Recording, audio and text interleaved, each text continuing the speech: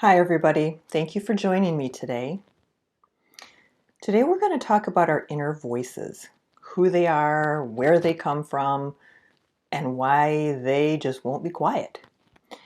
We'll also talk about some ideas for essentially making nice with your inner voice, teaching them to just chill out, relax, and spend more time thinking about productive things than daily drama. I started out thinking about our voices as inner critics, but I suspect that you're like me and you have more than one inner voice. So rather than inner critic, for the purposes of the podcast, we're going to just call them our inner voices. Two of my loudest inner voices are my inner child and my inner father. They are there all the time, either being worried or being bossy. And it has been a challenge for me to learn who's who and what I can do to quiet them down. Most of the time, these inner voices come from our subconscious. They are thoughts that are below our consciousness, therefore, they are subconscious. Many of them harbor fears and jealousies and angers, feelings that we're unaware of on a conscious level.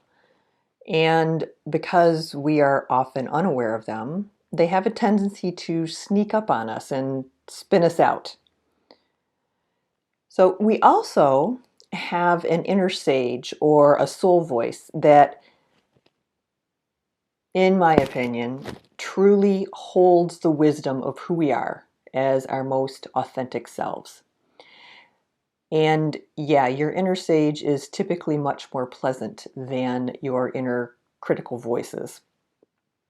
You might want to think of the inner sage as your intuition, or at least a conduit from your intuition to your conscious mind.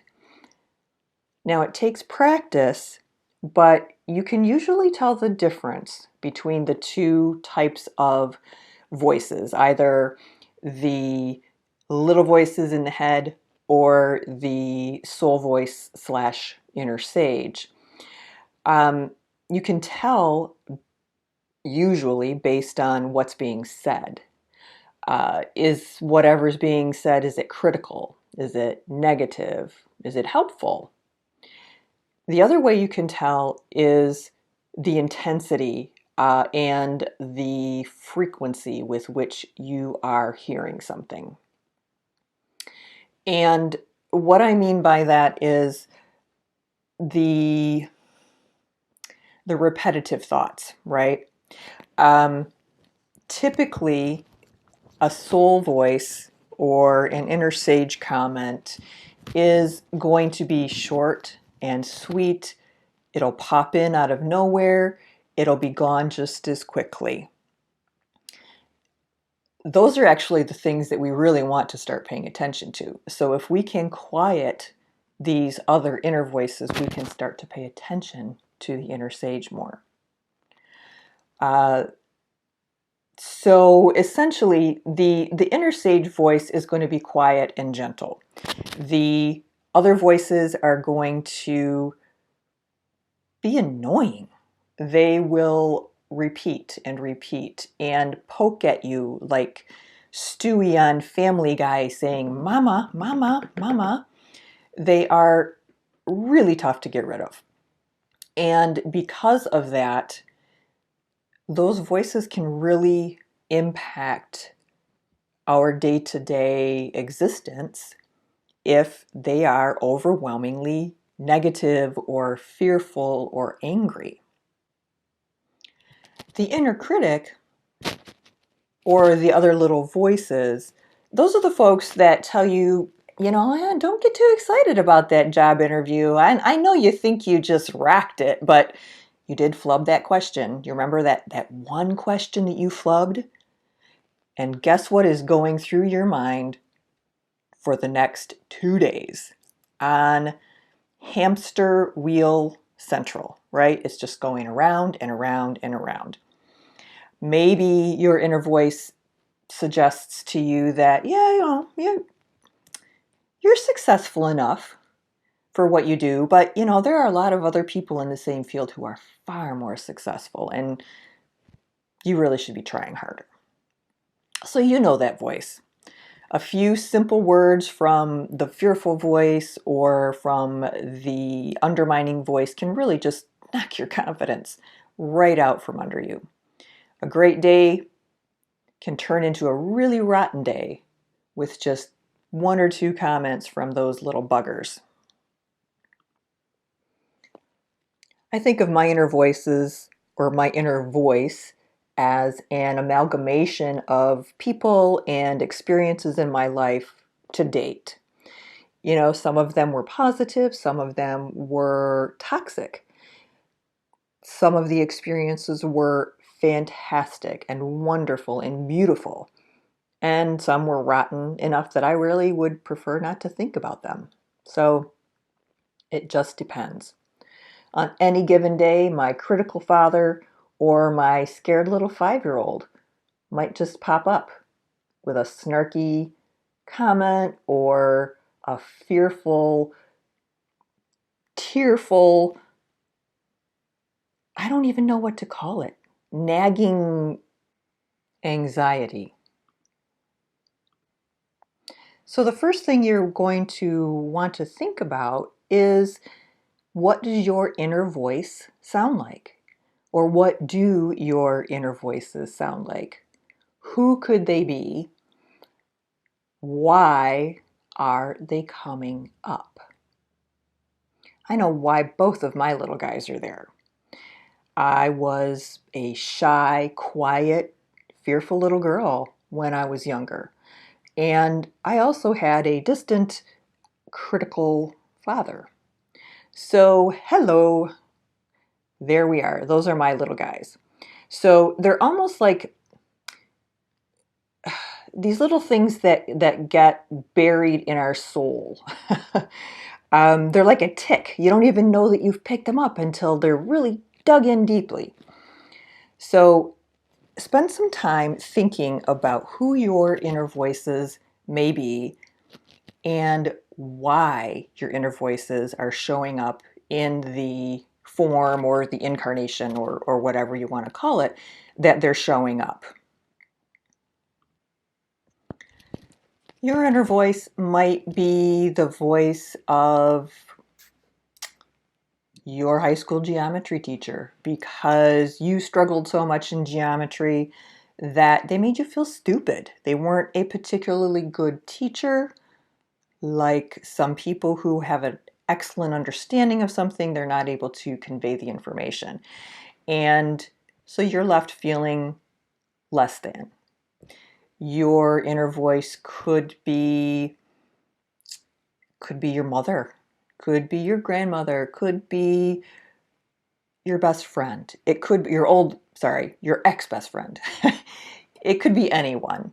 But typically, these voices are the embodiments of our experiences and the people who have stuck with us in some negative capacity. When we're feeling a little bit off or in a funk and having a hard time understanding which voices are talking to us, identifying those voices can really be helpful and provide some insight into why you're feeling off. So have compassion for that little girl or that little boy inside of you. Have some understanding of perhaps why your inner critic, who says rotten things and undermines your confidence, speaks that way. What was their situation growing up, what were their little voices telling them? Because as we know, very often familial, parental habits and trends flow from one generation right into the other. So our critics very often know our soft spots, and they know how to poke them. They remind you how you failed the last time you tried this or tried that, and they stir up fear and anxiety. A good example is, my scared little girl is just a fearful little scaredy boo. And she shows up most often for me in areas of relationships and interpersonal conflict, as well as financial situations. So she shows up when I'm freaked out about money for some reason, or she shows up when I've had a disagreement with someone in my life who's important to me, and I have that feeling of, oh my gosh, what if, right? What if they don't like me anymore? What if I've lost their trust? All of these things that under some circumstances certainly could be legitimate, but more often than not are simply noise from those little voices. My old man critic, my dad critic can be really nasty. I swear that he can see my weaknesses and my insecurities more clearly than I can. And he'll tell me I'm not capable enough, or I'm not smart enough, or I'm not tough enough, or I'm not good enough, yada, yada, yada, yada, yada. And he tends to pop in related to work, business, professional self-worth, those types of things. So it took me a very long time to figure out exactly who these voices were and how to manage them. And that's really where I have come to some peace, right? I've learned to manage my little voices. And I've learned to take a step back when they get loud. And that has been incredibly.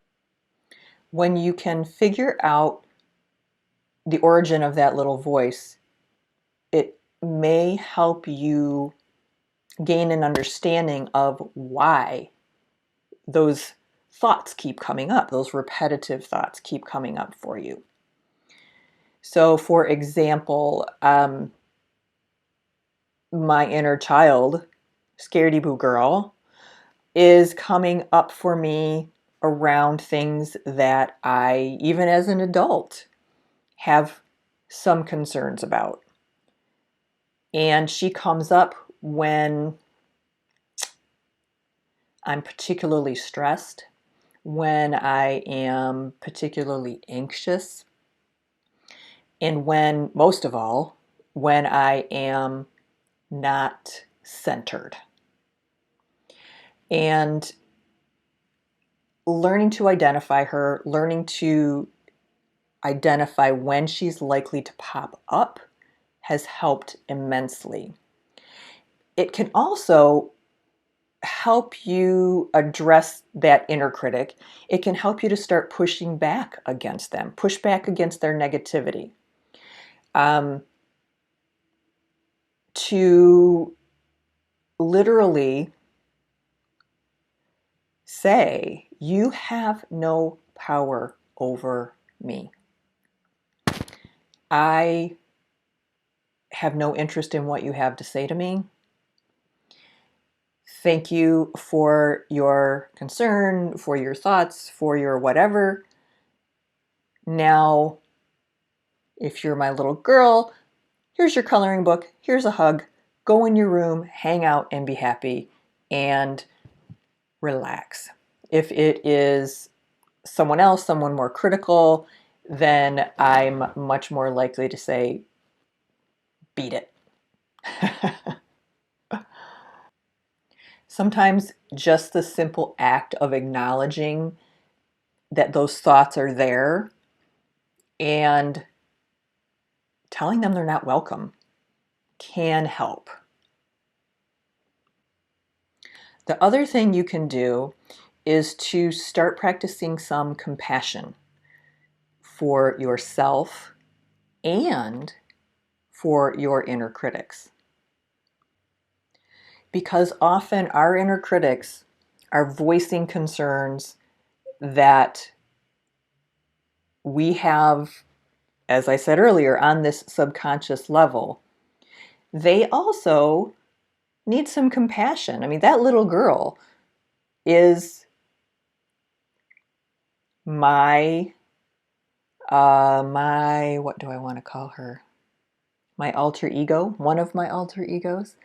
And by showing her and nurturing her and telling her that everything is going to be okay, that in turn is really nurturing myself. You know, standing up to my inner bossy man person is empowering. Understanding when those inner critics and inner children and inner angry folks are going to, or having a better understanding of who they are will allow you to better anticipate when they're likely to show up. And if you can anticipate when they're likely to show up, you can take some pep out of their step by preparing yourself mentally and even saying, hey, I know, little girl, that, today's the day that you may be a little nervous, but it is okay. Everything is fine. I've got this. I can also look more objectively at what this little girl is feeling. And by being able to do that, I'm better able to keep her stuff more separate from my stuff. And when I can keep those things separate, I'm able to focus much more on what is immediately in front of me than what is going on the hamster wheel.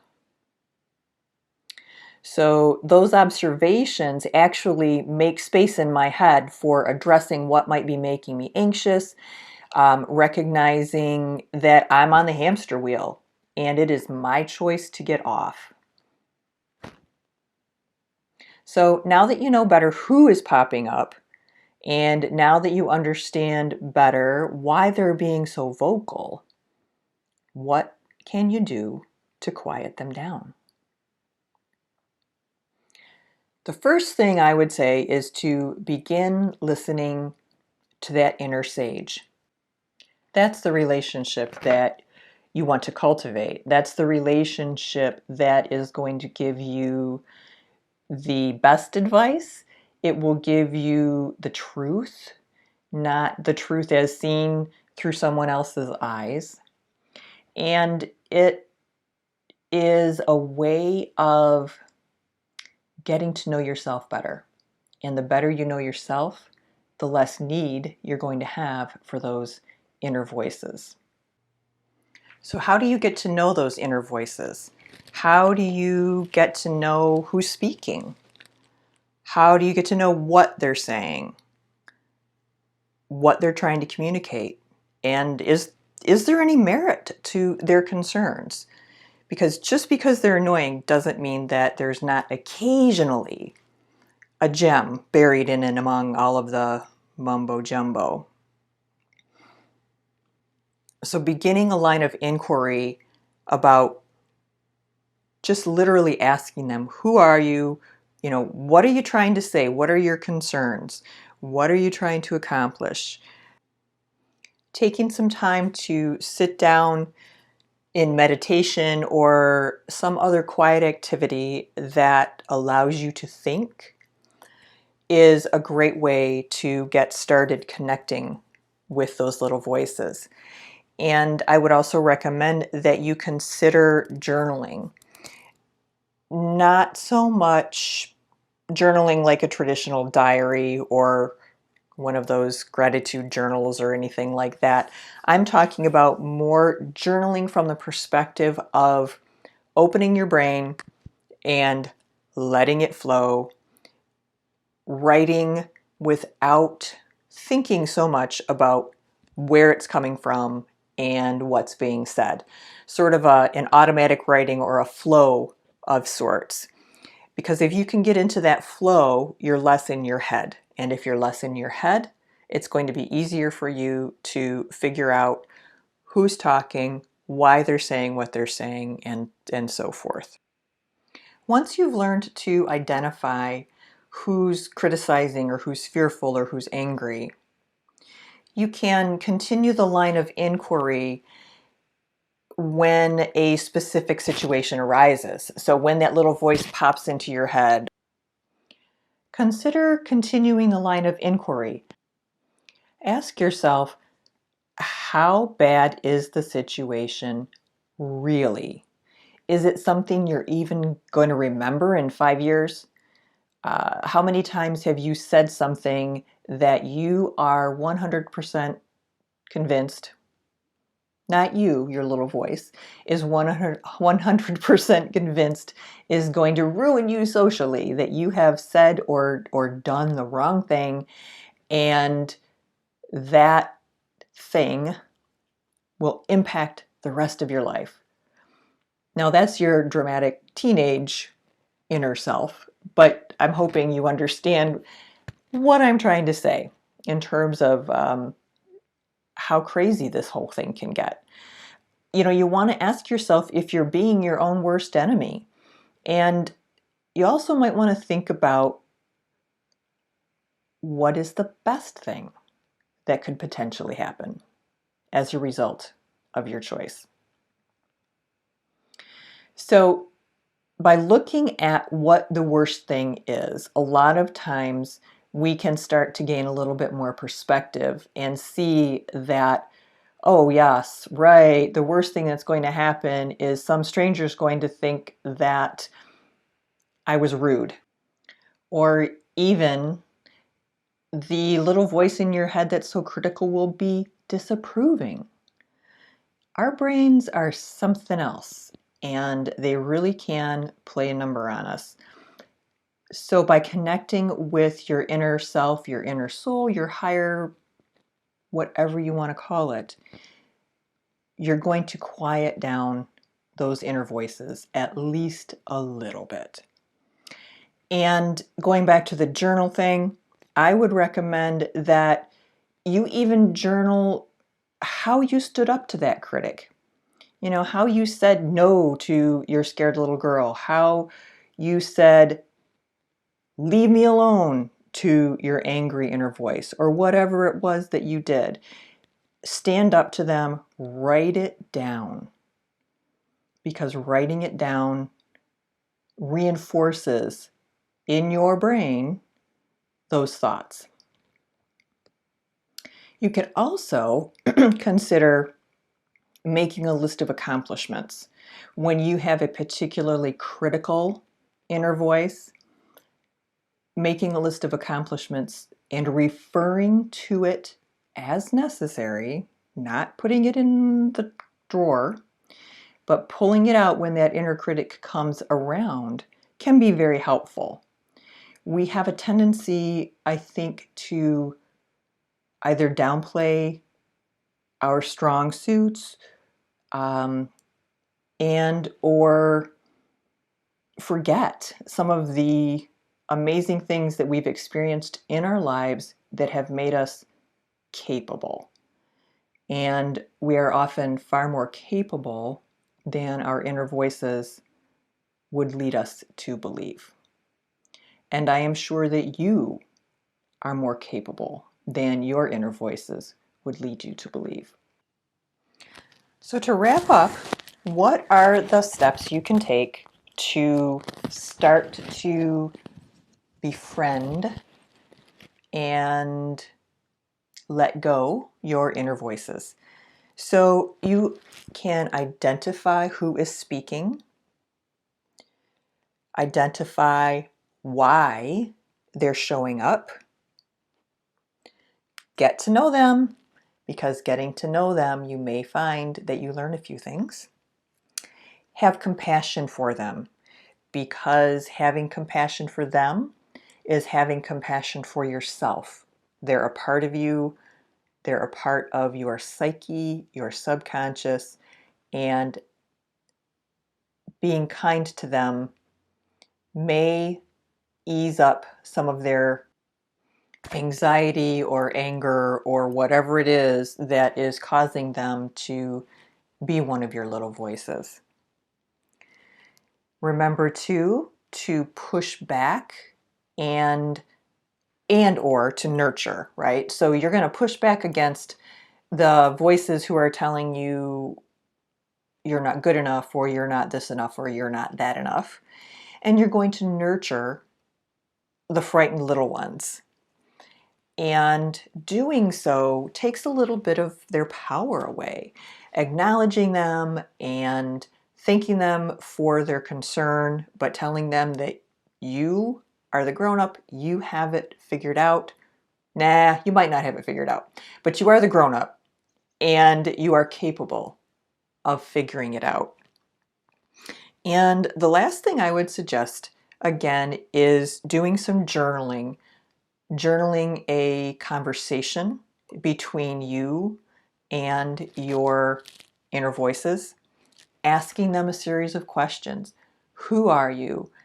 Why are you here? What is it you're so afraid of? Or what is it you're so angry about? And by opening up that conversation, you may find that you're able to actually identify and heal some of the, I don't want to say trauma, some of the hurt and anxiety that tend to come with these inner voices. Thank you so much for joining me today. I really appreciate it. I hope you enjoyed the podcast, and I hope you learned a little bit of something about your inner voices and potentially even about yourself.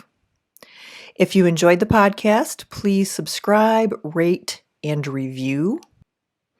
If you have any questions, don't hesitate to reach out to me at Michelle, Michele, 1L, Michelle at moxxiecoaching.com.